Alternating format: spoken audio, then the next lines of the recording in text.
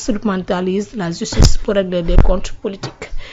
communiqué boobu la Papa Djibril Fall borom des serviteurs daal di def noo ko jàngatee. yaa ngi lire communiqué bi sax man ak Rawane ñu ngi ree parce que dafa am yenn propos yoo xamante ni dafa xaw a xoromu tuuti. Parce que bu waxee la prise d'otage de Abdou Nguer c'est que les mots sont très forts. te man damay jàpp ni ñoom par exemple ce texte là dans un contexte de 2021-2024 doon na mën a jàll parce que effectivement c'est ce qu'on vivait parce que sànq Rawane mu ngi def un rappel historique des faits bu am solo nekkoon nañ ci Sénégal boo xamante ni nit day def plateau génn ñu jàpp tëj nit day toog ci këram def ay émoticône reetaan ñu jàpp tëj et pire encore chaîne publique bi nga xamante ni mooy RTS bi nga xamante ni c'est un service public de l'information pendant 12 ans opposant du fa teg tànkam. C'est vrai. dañoo amoon un directeur général boo xamante ni daf ko assumer un opposant du teg tànkam à la RTS. Et pire ba ñuy sax enregistrer les messages des candidats bu nit ñi di fàtte Cheikh Tidiane Dièye boobu candidat la woon dafa demoon ñu interdire ko d'accès à la RTS. Exactement. loolu dund nañ ko te bañ ko dundee du 2016 du 2014 2024 bii ñu génn la. donc soriwul te dama jàpp ni ñu mel ni Pape Djibril Fall bu ñuy wax il faut pas qu'ils oublient que Sénégalais yi quand même ils ne sont pas amnésiques ñu ngi toog di seetaan. te man jàpp naa ne un homme politique man comme li Rawane di wax sànq sax des hommes politiques on peut les comprendre parce que dañuy jéem a surfer sur ce qui bouge pour mën a dal ci régime bi. mais day jar quand même booy wax ci benn sujet mu am une once de crédibilité boo xam ne nit ñi buñ lay déglu dinañ ne ah cet homme politique c'est un homme politique crédible. parce que li nga xamante ni moom la Bachir Fofana def boo ko mënee tuddee une liberté d'expression qui est muselée wala leneen ak leneen. un fait banal. jàppee ko un fait banal.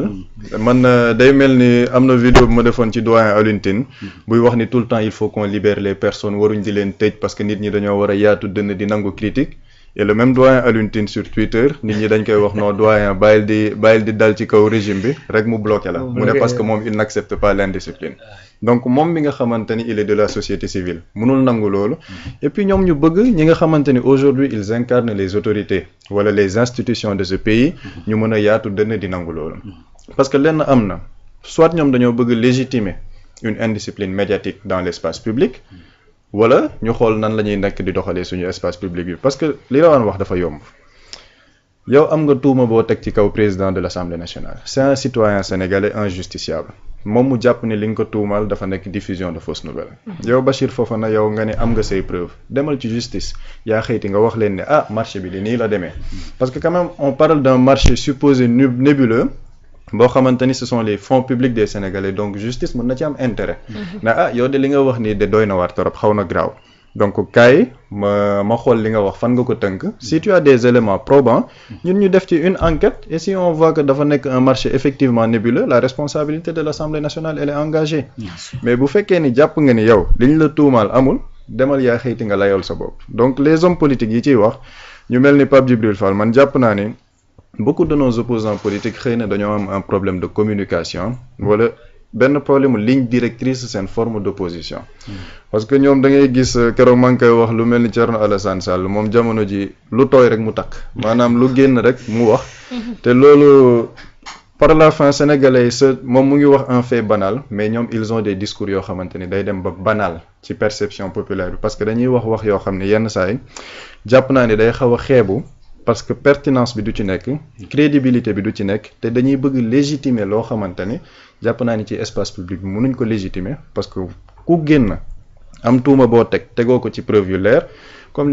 li Rawane wax Bachir n'est pas plus sénégalais que Pape Alé Niang et Pape Alé Niang est le DG de la RTS ñu mën ko daan ci biir réew mi et bu ñu defee le parallélisme des formes dañuy nekk di gis ñi nga xamante ni ay militants wu régime bi lañ bu ñu génnee wax dara nit convoqué leen tey jii bu leen yoon woowul ñu ne waa y a le pouvoir aujourd'hui qui est en train de protéger ses militants. Bien sûr. Donc bu fekkee ne mën nañ ko defee de cette même manière ñi nga xamante ni jàpp nañ ne bokk ils sont contre ce régime bu ñu defee yenn accusation war nañ dem yoon topp leen te loolu mooy wane justement qu'il y a une liberté d'expression dans ce pays mais que la justice n'est pas instrumentalisée comme ni mu ko waxee ci postam bi parce que s'il y avait une justice instrumentalisée on n'aurait pas des militants du pouvoir aujourd'hui qui sont en prison donc gis naa sax bu ma ci joxee benn misaal Azoura ba mu nekkee en prison le premier ministre dafa dem seeti ko comme un citoyen bu dem en tant que président parti joxe soutien à son militant. ba pare ñoom ba ñu génnee dégg nañu wax yi leen premier ministre wax. donc bu dee moom mi nga xamante ni c'est le premier ministre du gouvernement mi nga xamante ni ñoom ñoo yore pouvoir ñoom ñoo protégé wul seen militant jàpp naa ni keneen kuy citoyen sénégalais boo xamante ne am nga wax yoo wax mën nga dem layoog justice et loolu les hommes politiques yi ci jéem a légitimer loolu jàpp naa ni dañuy apporter une tâche à leur crédibilité médiatique te loolu sénégalais yi voté wala yiy seetaan politique bi jàpp naa ni ñu ngi ciy bàyyi xel bu baax. bien sûr alors Rawane naka nga gisee communiqué Pape Djibril Fall. oui donc xam nga exemple Pape Alé bi moom dafa réglé lu bare parce que première chose mooy Pape Alé ki mu joteel c'est quelqu'un boo xamante ni ñëpp xam nañ ni yaayu ay rapports yu ko tuddoon ñu ne buñ ko dénkati nangam et cetera xam nga donc kooku la Pape Alé joteel koo xamante ni tey boo deful nànk sax mën naa am mu bokk ci ñi nga xamante ni yoon da leen di topp ça c'est mu nekk un responsable de l'ancien régime. Absolument. Dossier bi ñu instruire ko nag xola avant que le régime ne change. yaa ngi dégg donc bu fekkoon ni instrumentalisation dafa am bu ñu ñëwee les nouvelles autorités dañ naan dossier bi teg leen ko ci suuf. puisque ñu ko instruire loolu ña fi nekkoon la. donc là effectivement je crois que c'est que loolu beneen affaire mooy malheureusement ñu bari kaas nañ ko bi nga xamante ni le premier ministre da ko ne da ngaa aérien gars yi kaas ba ci moom sax affaire yooyu mais c'est-à-dire là ces genres de textes là dafay loolu dafay nan laa koy tuddeeti dafay tout simplement prouver loolu. parce que dans le texte tu sens parfois que ni on saute même du coq à l'âne. Absolument. Comment tu peux comparer Bachir avec le cas de Abdou Nguer? C'est deux choses qui sont pas comparables. Bokkul quoi xam nga donc bokkul. Beneen affaire après tu reviens pour dire effectivement instrumentalisation de la justice et puis honte à ceux qui nangam sangam c'est-à-dire même la terminologie da lay xeeblu parce que nit nag mën nga wax li nga bëgg a wax. nit ñi mën a comprendre lan nga bëgg a wax sans pour autant nga utiliser yenn termes yoo xamante ni après wax ju bon dëkkul fa mu jëm fa mu jógee la cosaanoo donc après da ngay wax ba daaneel foog ni yow yaa rey gaynde gi fekk ne yi nga xamante ni am nañu sutura gi demee noonu dañuy xool daal ne accam daal di nekk ci leneen ñeneen ñi nga xamante nag am nañ jot gu mel ni yow dañuy toog wan la pièce par pièce que ni yow wax dëgg yàlla li ngay def nii maanaam puusul paasul jëmewu la fenn en réalité c'est-à-dire même dans ce texte tu sens une certaine incohérence bi nga xamante ni moom ngi saa su ne parce que en réalité un homme politique c'est-à-dire c'est pas tous les combats que tu dois porter loolu mooy dëgg c'est-à-dire nit da ngaa war a am une certaine constance et une certaine cohérence dafa am combat yoo xamante ni doo ko porter juste pour porter ko parce que en réalité à la fin lan lay wane day wane ni yow tu n'es pas sincère dans le combat tu es sincère dans peut-être bañ a ànd ak benn nit pour ne pas dire bañ benn nit wala et cetera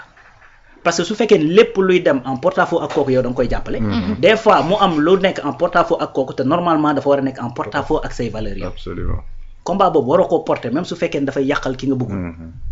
donc un homme politique ça porte pas tous les combats systématiquement da ngay porter les combats qui sont en droite ligne avec les valeurs yi ngay défendre n'est-ce pas donc moo tax munoo ne te lii quand tu défends il faut défendre le défendable xam nga c'est-à-dire des fois tu entends des gens yuy défendre ay positions yoo xamante ni koo ni ci répéter li waa ji wax du ko répéter mais imagine man tey su Rouba defee dara ma ñëw di jàppale Rouba ci li muy def taxaw temm ne Rouba li mu def garaawul je dois être capable de refaire la même chose que li Rouba def puisque jàpp naa ne garaawul c'est banal lu amul problème la te li nga wax noonu benn exemple sax mu ngi ci ba ñu tëjee le président Bassirou Diomaye Faye le premier ministre Ousmane Sonko dafa ne texte bi warul tax ñu mën ko ci tëj donc il appelle tous les patriotes en soutien ñu publier waat texte boobu. Merci beaucoup donc mi ngi noonu ça confirme ce que voilà mi ngi noonu donc tey su fekkee ni yow ki nga jàpp ne li mu wax garaawul waruñu ko ci teg ay daan yow tu dois pas avoir de problème à le répéter mais koo ci ne waxaat ko du ko wax parce que non seulement xam na ni yoon da koy tere mais en plus de ça day xam ne lii du lu rafet parce que nit dina wax sax lu yoon terewul fekk ne rafetul nga téye ko noppi parce que da ngay xam ne lii bu ma ko waxee rafetul donc il faut pas qu'on verse dans une banalisation de li nga xamante ni ñun du ñun boo demee dans la société occidentale am na loo xamante ni garaawu fa un français tim papaam mu wax ko mu ne utiliser yenn baat yi teg ko ci moom loolu amul problème ci ñoom mais ñun fii sañuñu ko donc on a nos réalités réalité yooyu nag dafay déteindre effectivement ci sunu ay textes ak sunu ay lois donc dafa am loo xamante ni moo fi nekk yoon di ko tere boo ko mënee éviter da nga koy éviter d'autant plus que sur ce cas là xam nga sur ce cas sax saaga woo peut-être comme on dit waxoo wax yu déplacé et cetera mais da ngaa créer loo xam bon créer entre guillemets parce que jusqu'à preuve du contraire waxaguñu loo xamante ni wane na les preuves que ni loolu li mu doon soutenir moo am au contraire dafa jeter même doute ci moom ay propres paroles am en faisant une deuxième vidéo pour dire que y a Cheikh Seck donc on peut librement penser que ni donc li mu doon wax loolu peut-être amu ci ay firnde loolu nag c'est extrêmement grave d'autant plus que ça concerne la deuxième institution de cette république et le président de cette institution qui est la deuxième personnalité de cette république et que ñu nekk dans une situation où on parle beaucoup de problèmes de nos deniers publics di wax ay faux chiffres et cetera yu demee noonu donc quand tu soulèves ces genres de problèmes c'est-à-dire au-delà de El Malick c'est-à-dire c'est tout l'État nga mën a discréditer aux yeux effectivement des Sénégalais et aux yeux des partenaires internationaux donc tu peux mën nga wax lu ndaw a ndaw fekk ne li muy yàq kenn xamul nan la toll léegi nag loolu l'État a le devoir de prouver en te faisant appeler nga ñëw de prouver que li ngay wax loolu nekkul. Absolument. C'est ça. Donc su nekkul comme ça tout le monde saura que ni Bachir a fauté en disant quelque chose qui n'existe pas. Bien sûr. Su nekkee nag ñu xam ni effectivement au sein de l'État il y a un problème boo xamante ni il faut corriger. C'est aussi simple que ça. Donc Pape Djibril et puis yeneen hommes politiques yi nga xamante ni pour man ils doivent mieux choisir les combats qu'ils portent. yoo xamante ne dañuy nekk en droite ligne avec li nga xamante ni mooy seen ay valeurs ak seen ay cohérence bu fekkee ni effectivement ils ont des valeurs à défendre bien sûr ci communiqué bi tamit il a aussi cité le cas du CORED bi nga xamante ni actuellement dañoo daal di fermer seen locaux pour faute de moyens. waaw xam nga loolu laay wax ne c'est-à-dire du coq à l'âne. C'est-à-dire CORED qu'est-ce que ça vient faire dans ce texte et dans ce problème qu'est-ce que ça vient faire CORED li muy wax mooy que ni effectivement dañoo am ay problème de moyens pour doxal parce que li tax ñu am problème de moyens mooy que ni lañ daan jëlee seen subsistance ñu ngi ko doon jëlee ci aide à la presse ni ko CORED ñàkkee noonu la ko yeneen maison de presse yi fi nekk doon ko jot ñàkkee donc y a pas que CORED moom moo am problème ci loolu donc tey régime ñi nga xamante ni mën lañ leen taxer de média pro régime na ma wax kan moo ci jot aide à la presse. Absolument. Donc faut pas mélanger les pédales ou pédaler les mélanges. donc mi ngi noonu. ayca moom Pape Djibril Fall moom moo daal di yëkkati woon kàddu yooyu comme diñ ko waxee yéen tamit ngeen daal di ci def analyse yu am solo maa ngi koy nuyu bu baax a baax sama xarit la temps yi li ñuy waxtaan ñu ngi waxtaan maa